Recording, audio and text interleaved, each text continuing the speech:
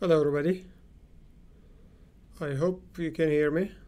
Um, this is going to be my first broadcast in English. I will try to see if if we have the audio and video, and let me see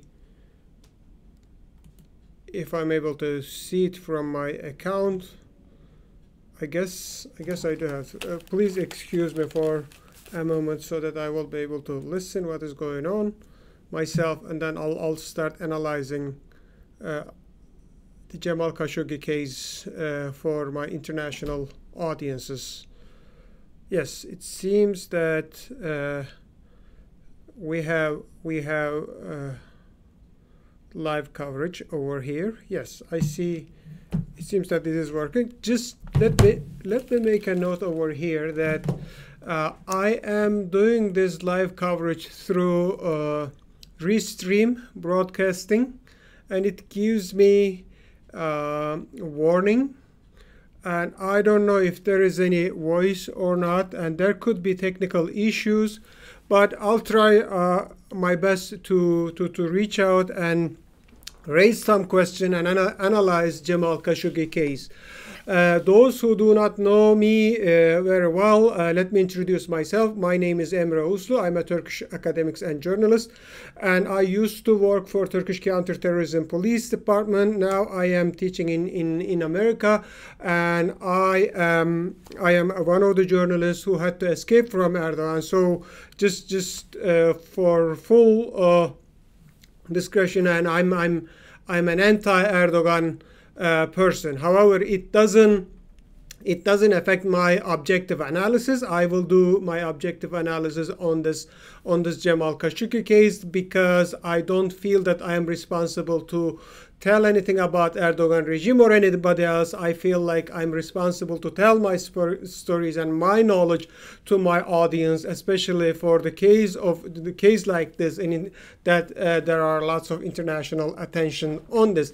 It seems that Turkish media is not doing good job on this front, and they are, as usually, doing such a journalism that only government or government agencies allow them to do it, and they don't question and they don't ask key questions that may lead us to somewhere else, whereas they intentionally hide their questions to dig out the reality.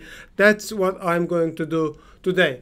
Well, let me begin with this. I think Jamal Khashoggi is killed, and I think he was killed by Saudis. This is my regime. I think the reason why Saudis killed him, I think it is very likely that the reason why Erdogan regime has been kidnapping the dissidents around the world and bragging about it. Let me remind those of you who do not know what is going on in Turkey. Erdogan regime has been kidnapping dissidents, teachers, and Gulen network followers all around the world, including from Saudi Arabia.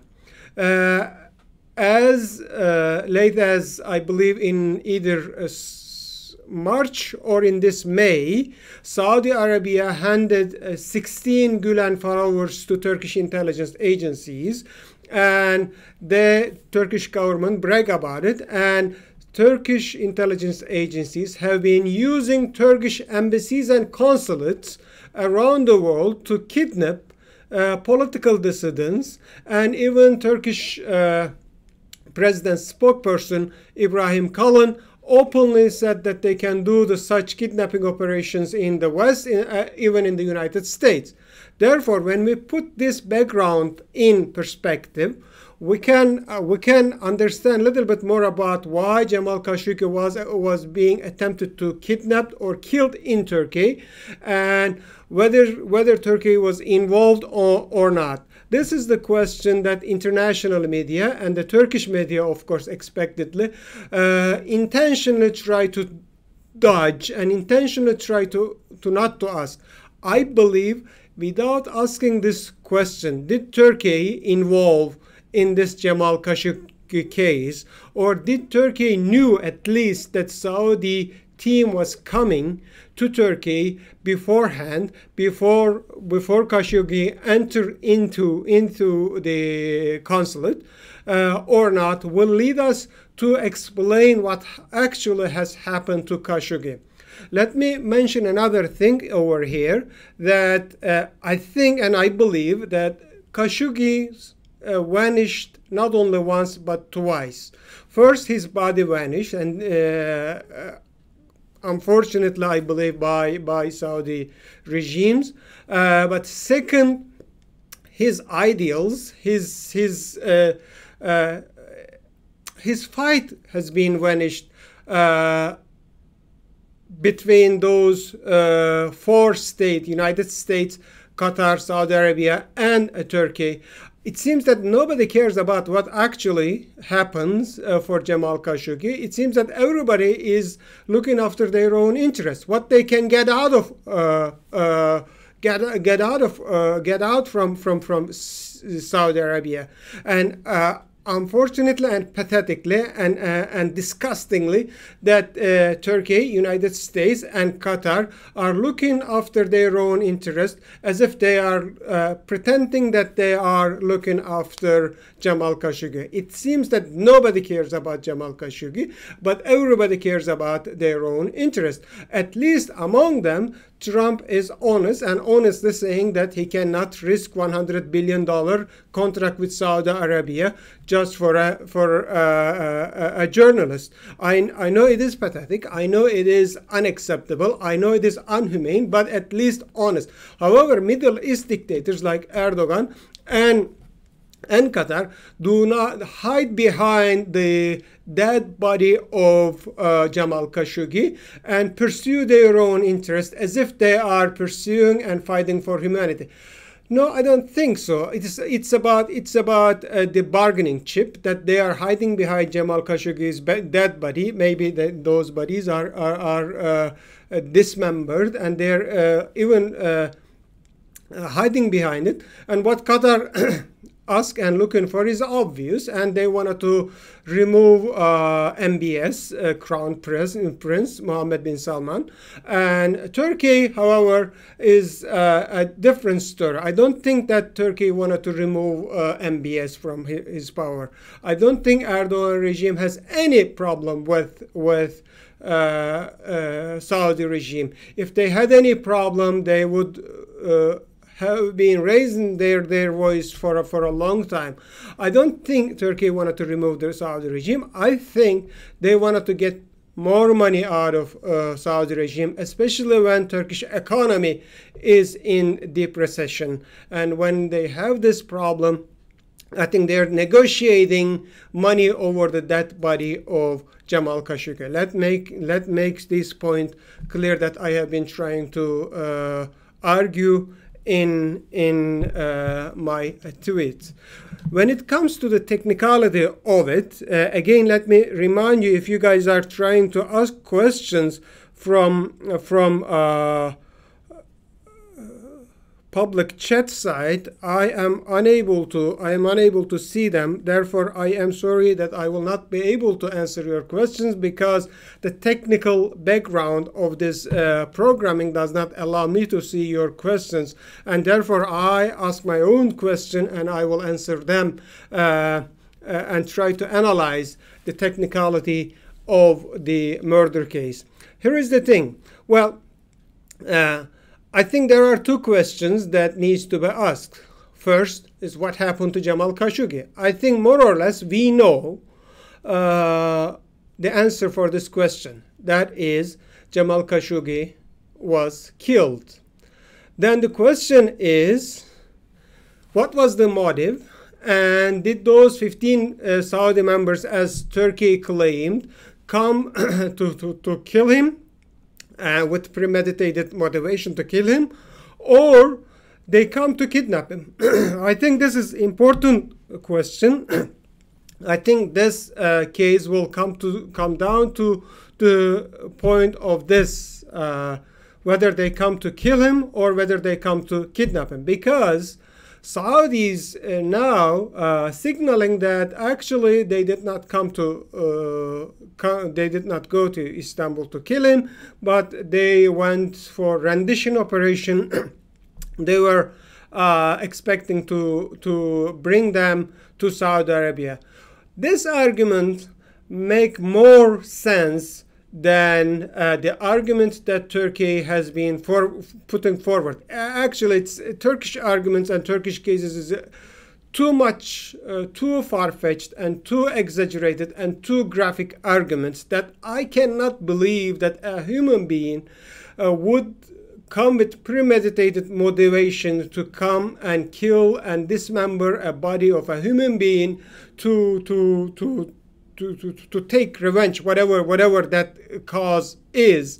And however, I think even if what they have been saying, that the Turks have been saying that they killed Jamal Khashoggi and dismember its body and try to hide the body, and I think even if it's true, I think it could be because they killed unexpectedly and they get panicked.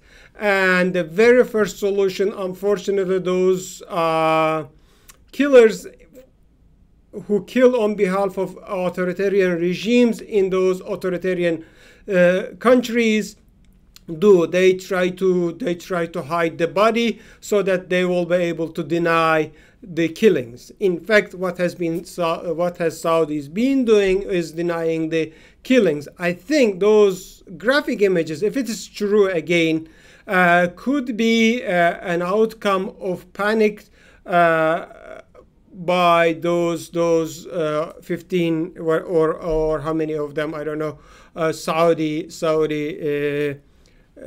officials or officers.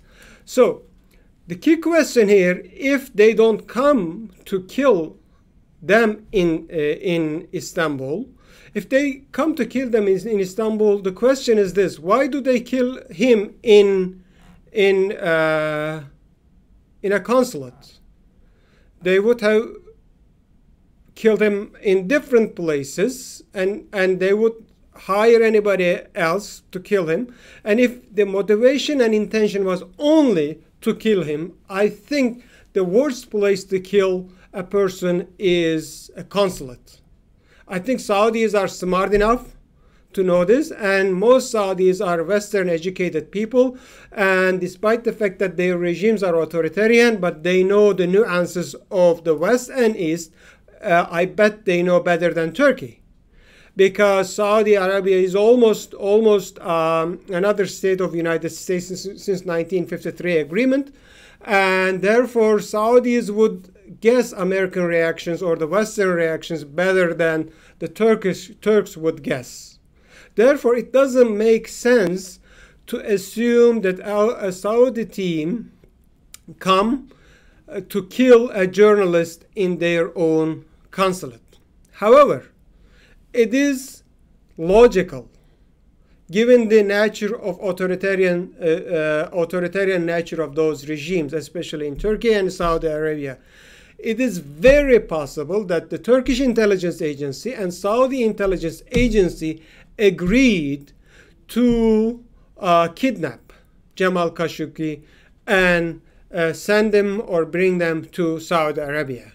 It makes sense for political purpose of MBS, and he would bring him to Saudi Arabia and show all dissidents around the world that no matter how famous you are, no matter how powerful you are, no matter where you are, you can be kidnapped and brought to Saudi Arabia. Therefore, it would be a terrifying message to the dissidents around the world to shut them down. And it also makes sense for Turks to pay the debt they owe to Saudi Arabia.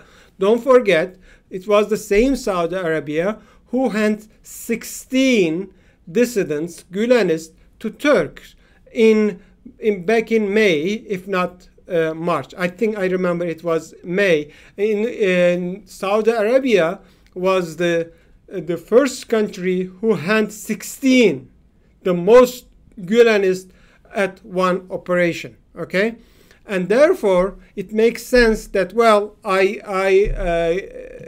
did you a favor, and you are doing you need to do me a favor, deal between two intelligence agencies, and therefore it is very likely that Saudis and Turkish intelligence agencies knew that they were going to kidnap and take Jamal Khashoggi to Saudi Arabia.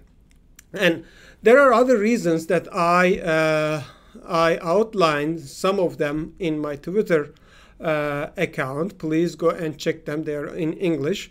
And also the question here is this: why did they come to Turkey with their own real names? When you are conducting operations abroad, you usually use aliases. Okay, you don't use your real names. Okay, this is a question, and you use it when you are coming to Turkey because you expect and you agreed with Turkish intelligence and to come and kidnap this guy and take him to Saudi Arabia. This is the most likely scenario.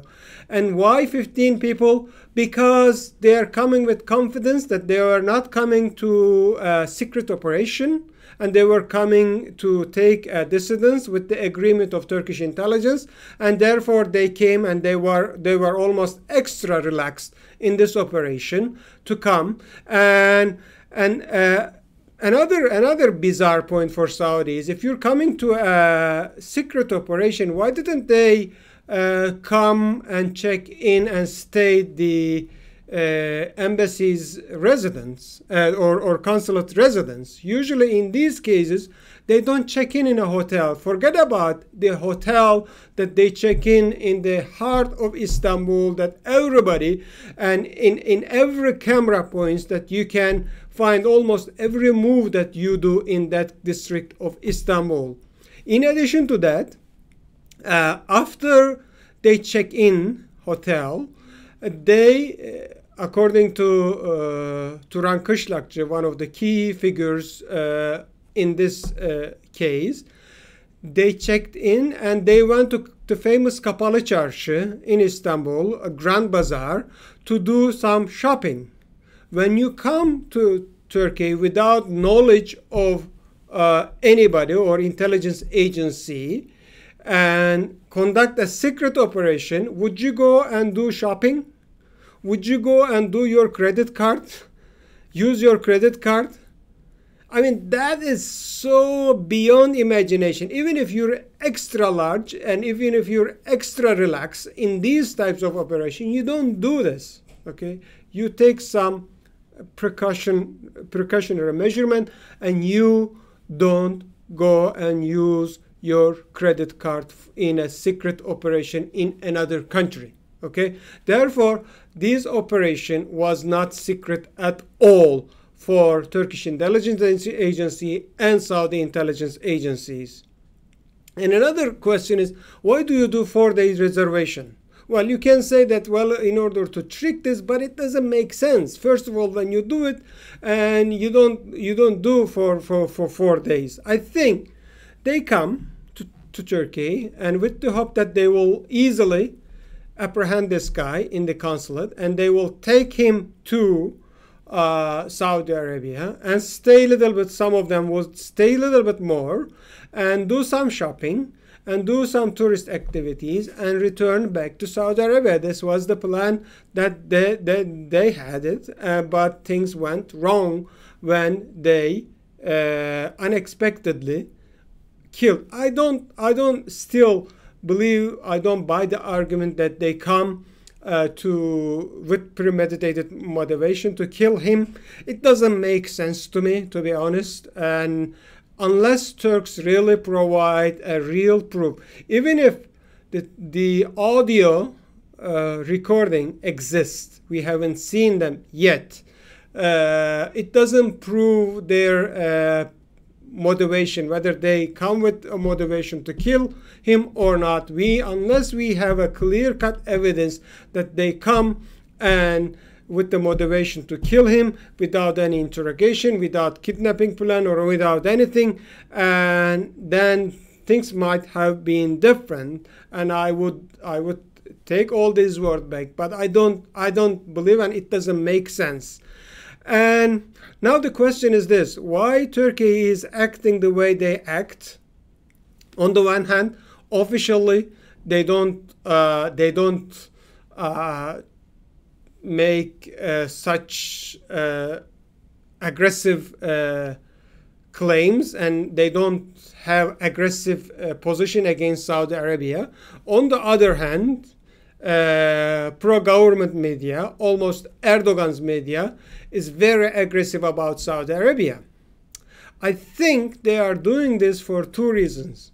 One, when we look at the journalists, reporters who are doing these reportings, are the one who are very close to Turkish intelligence agency.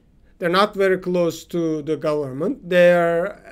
Everybody knows everybody in Turkey, whose source is who, okay? And everybody have, more or less some understanding and analysis of background stories. And when we look at those, the sources of the stories, as I was telling one of my Arab friends back in Friday, those leaks are not coming from police files. Those leaks are coming from intelligence sources. That's why they don't make sense, some of them, okay? They show pictures of Arabs who are leaving passenger terminals, okay? When you are in Istanbul airport, and if you're leaving with a private jet, you don't go to passengers terminal. You go to private terminals, and then there are at least 2-3 kilometers away from each other, okay? That's the fact. And therefore, they are intentionally manipulating media, I think, to hide their involvement in this operation. I think this is the biggest motivation. Further, on the political side, I think they are putting and pushing Saudi regime in the corner with the hope that they can have a better negotiation in terms of money that they are looking for, or in terms of political moves that they are expecting Saudis to do it, okay? But the main reason, because when I look at the reporter's name, and when I look at their sources, usually where they get their information from, most of them are reporters who are close to Turkish intelligence agencies. They're not even close to Turkish police. Therefore, I assume that this media manipulations are mainly orchestrated by Turkish intelligence agency to hide their involvement in this case, okay? Another question that I have been receiving is this: is it possible for Turkish intelligence agency, MIT, to trap Saudi intel in this case? I would not flat out say that no, they don't do such kind of thing. Well, Turkish intelligence agency or any intelligence agency in the Middle East is well known with these kind of traps that they set up for one another. It could be a setup, but it seems that when we look at the background, their relations and renditions operations against dissidents from each other, it seems that rather than a trap, I think it was an agreement, but things went wrong, and therefore now they're trying to get out of this mess. However, it doesn't. Whatever I say here, I am trying to look at the technical side of it, and there are political side of it. Of course, there are moral side of it. There are different sides of it. None of those explanation will make Saudis are excused. But I think we need to find another perpetrator in this case. That is what I'm arguing from the beginning. It is not possible for Saudis to come along and do operation without knowledge or recognition or at least permission from Turkish intelligence agencies. Okay, that's it for today. I hope you liked it, and if you liked it, can you please share it from your social media account, and so that I would be able to reach more audiences, and if there are more interest, I would do such analysis in English and in Turkish as well. Thank you for watching.